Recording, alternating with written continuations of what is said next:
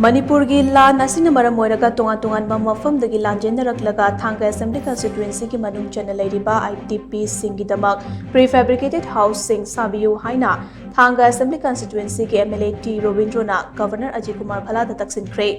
MLA T रोबिंद्रोना तोंगा वाफम कया पुखटलदुना ngasi ayuk इम्फाल की राजभवन दा गवर्नर अजय कुमार भलागा उनखिबने उनबा अदु लोइरबा मतुंगदा पाउमी सिंग उनबदा एमएलए टी रोबिंद्रोना हाई थांगा एसी के मियाम अमते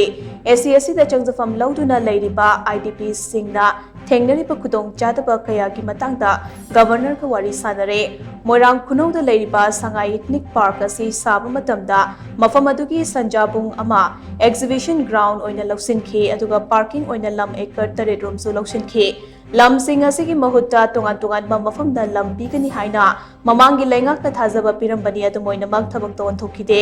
लम सिंग असि मियामना डिमांड तौरकपना मरम ओइरगा अथुबदा थौरांग अमा पाइखतपिनबा गवर्नर दा तक्सिलमखे नाकलमरोमदा हौजिक थांगा असेंबली कंस्टिट्युएंसी दा आईडीपी लिसिंग अमगा चमरी मरीफु तरेट रोम लेरी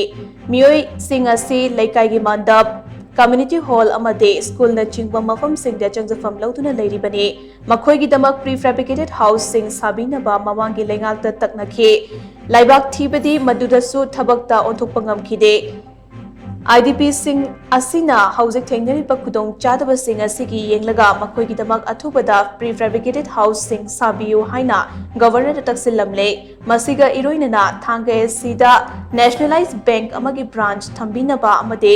एसडीसी ऑफिस अमगे पोस्ट क्रिएट तौरगा एसडीसी ऑफिस अमा थंबियु हाइनसो गवर्नर पुखटलमले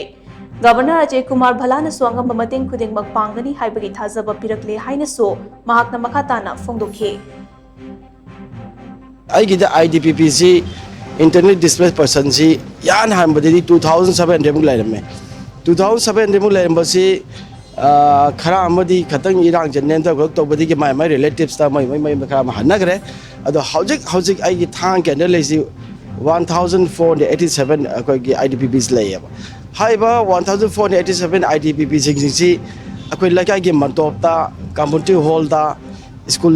दा ग्राउंड दा खाजल द मैं लेब ngaktaneba mamang lemba previous government da I brought so many times I asked so many times akoi gi zu prefect jum kha sabiu hajiki IDPP lebe sinau jingji ki moi wari ba moi lebam sabam khang de yam ji gi yenga prefect house ka sabiu in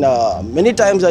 request I wrote the letters also. I wrote the letter to the concerned DC also, and DC has forwarded the letter to the government also. I'm the term there. Atopa jaga this hagi. Adu so in a governor the highlight or kind of issue prefect jum the class have you IDPP is now in yenga. Kalima haji man mantopta labor court of Siam the war and adu kaina hype.